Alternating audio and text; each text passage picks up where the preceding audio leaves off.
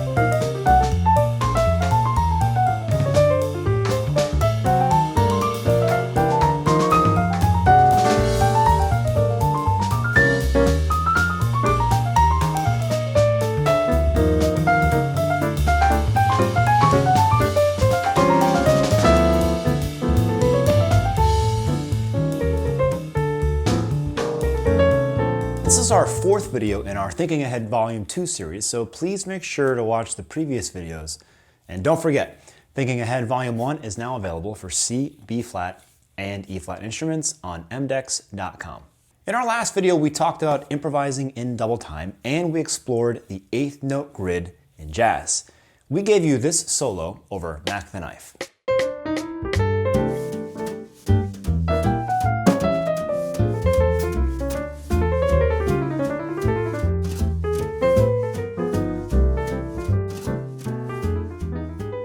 And we mentioned that we also used a few concepts like motivic development, motifs, heads, and tails.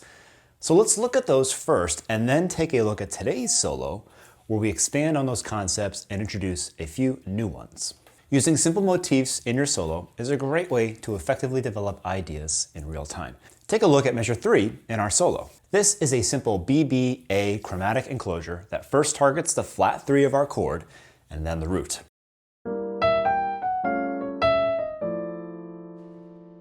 We discussed enclosures at length in Volume 1, so I'll assume we're all on the same page regarding this technique. Playing a sequence of enclosures is a great way to reuse a motif because the enclosure is in itself a motif. By just changing the target note, we get the exact same motif with completely different notes. Remember that an enclosure like the BBA enclosure allows us to think of just one note while playing 4. And if we choose a sequence of target notes, and we accompany them with the exact same enclosure, we'll end up playing an entire sequence of identical motifs with different notes, but the exact same shape and intervals. So the first exercise I'm going to give you today is this.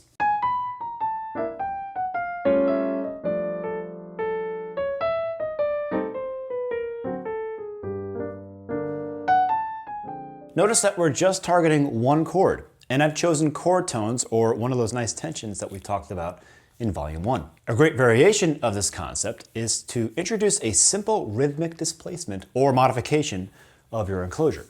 We use this technique in measure 20.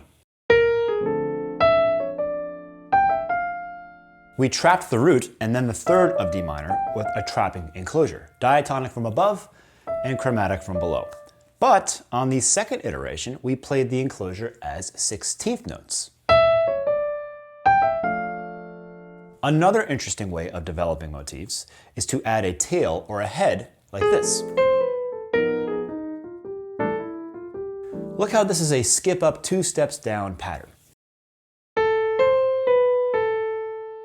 An option to develop this motif is to play the exact same skip steps pattern on different degrees of the scale, like this.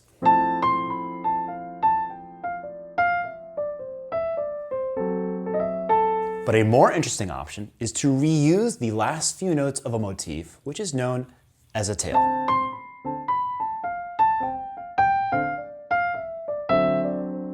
So you might be thinking, but this is just another motif. But the trick is that we're thinking of a much smaller motif and then repeating the last 2 notes. This technique is a great way of extending your simple ideas in a consistent way. Now, when you do this over a chord progression, it's very easy to modalize your motif to the current chord. For example, on a D minor 7 to G altered, I can adapt the tail of our D minor 7 motif to fit the G7 altered like this. The notes B flat and A flat now fit the G7 altered perfectly.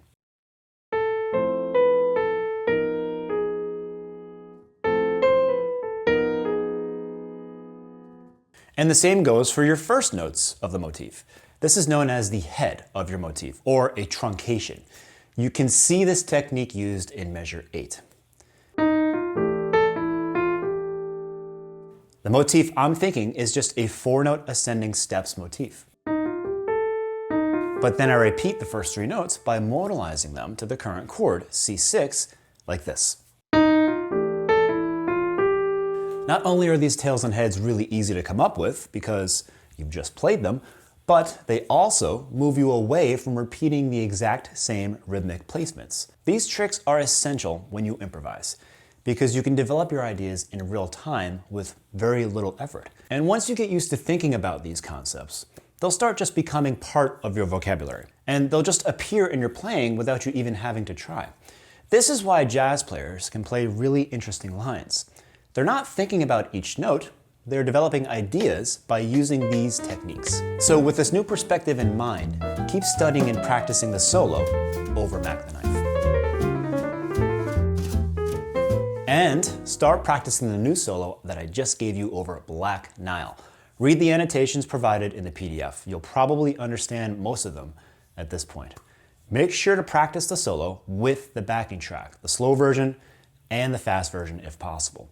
Because on the next video, we'll take a look at it and we'll talk about the techniques that we use to create it. And remember, all of our members will receive this PDF, which links to this video for future reference, and to an exclusive access video with the backing track so that you can practice it. And if you're not a member yet, what are you waiting for? Join right here on YouTube to gain access to this and all the great materials that we publish on a regular basis. Don't forget, Thinking Ahead Volume 1 is now available on mdex.com for C, B flat, and E flat instruments. So get your copy today by clicking on the link provided or using the QR code that's on the screen. Thanks for watching. We'll see you again next Friday.